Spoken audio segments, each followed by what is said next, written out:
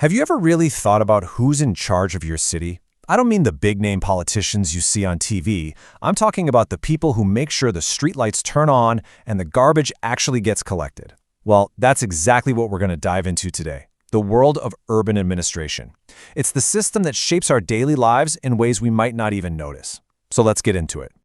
આ પાઠનું સંપૂર્ણ સ્વાધ્યાય એક જીફ પેજમાં જોઈને લખવા માટે તમે અમારી વેબસાઇટ અભ્યાસક્રમ.in નો ઉપયોગ કરી શકો છો. આ માટે ગૂગલ પર જઈને અભ્યાસક્રમ.in લખીને કે બોલીને સર્ચ કરો. અમારી આ સાઇટ પર દરેક પાઠના સ્વાધ્યાય સોલ્યુશન અને MCQ ક્વિઝ ગેમ આપેલ છે, જેનો ઉપયોગ તમારા જ્ઞાનમાં વધારો કરવા માટે તમે કરી શકો છો. Here's a quick look at what we'll cover. We'll start with the basics of how your city is governed. Then we'll clear up the difference between a municipality and a corporation. After that, we'll get to know the key people in charge, from City Hall all the way up to the district level, and we'll finish up with a really interesting look at something called the People's Court. So, when you think city government, what comes to mind? Probably some big formal building, right? Well, the truth is, it doesn't really start there. It starts right on your street, with the services you use every single day. This is the government that's closest to us, and you could argue it's the one that affects our lives the most. I mean, really think about your morning. Who makes sure the water comes out of your tap? Who's responsible for fixing that annoying pothole you have to swerve around every single day? These aren't small things. They're the services that make city life possible, and they all fall under local urban administration.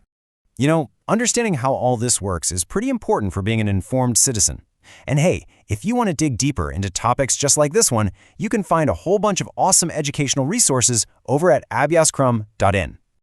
We really hope this is helping you connect the dots on how your city runs. If you're finding it useful, do us a huge favor and hit that like button and subscribe. It really does help us create more explainers like this one.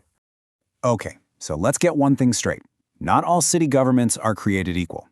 A lot of it actually comes down to size.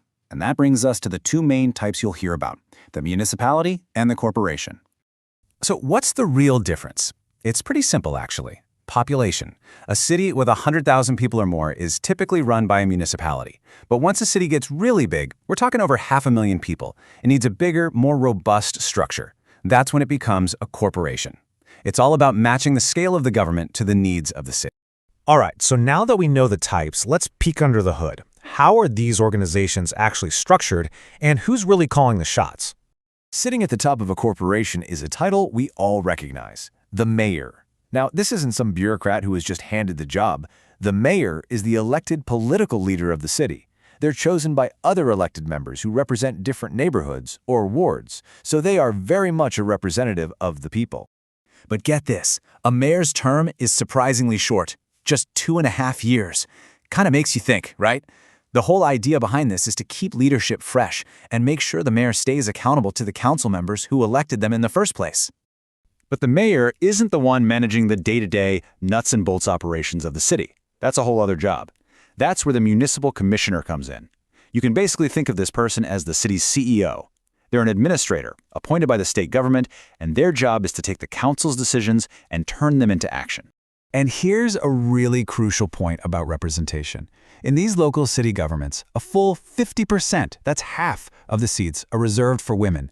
This is a massive deal because it ensures that women have a direct and powerful voice in the decisions that shape their own communities. So what do these organizations actually do? Well, they handle the fundamentals of city life. We're talking about managing the water supply, taking care of the roads, handling waste, and planning how the city grows. But it also includes things you might not think about, like making sure streetlights work, running primary schools, and even registering major life events like births and deaths. Okay, so that covers the city level. But cities don't exist in a bubble, right? They're part of a larger administrative unit called a district. So let's zoom out a little bit and look at the key officials who run things at this broader level. At the very top of the district, you have the collector. This is a government-appointed official who acts as the chief administrator. But they wear a lot of different hats. As the district magistrate, they're in charge of law and order. As the district election officer, they oversee all the elections. It's a role that comes with a massive amount of responsibility. And the collector's to-do list is just huge. They're like the central coordinator for all the different government departments in the district, from health to roads, you name it. They also lead the committee that plans the district's long-term development. And on a very practical level, they're responsible for making sure there's no shortage of essential supplies for the public. Now let's zoom back in one step. Each district is broken down into smaller areas called talukas, or sub-districts. The key official here is the Mamlatdar. Their main job is to handle revenue for the area, but they also serve as an executive magistrate, which means they have some authority to deal with local law and order issues. The Mamlatdar's role is incredibly hands-on. They're the ones on the ground preparing voter lists and actually running the local elections. And, really importantly, if there's an emergency, like a flood or a fire, the Mamlatdar is on the front lines, managing the immediate relief efforts. They are an absolutely crucial link in the community's safety net. Okay, for our last section, let's switch gears and talk about the justice system. What happens if someone has a legal dispute, but they can't afford a long, expensive court battle? Well, the system has a really fascinating solution designed to make justice accessible for everyone. It's called the Lok Adalat, which literally translates to People's Court. Its mission is simple: to provide justice that is both fast and cheap. It's specifically designed to help people who might get left behind by the traditional court system, people with low incomes, those from disadvantaged backgrounds, or even victims of natural disasters. So why is this system so effective? Well, for starters, it focuses on getting people to agree on a solution instead of having a long, drawn-out fight. This helps clear up cases that have been stuck in the courts for ages. And here's the best part: there are no fees to file a case. It's free. That means people get justice without a huge delay, and it saves everybody a ton of time and money. So, from the mayor and city hall to the collector managing the whole district, you now have a much better idea of who's running the show.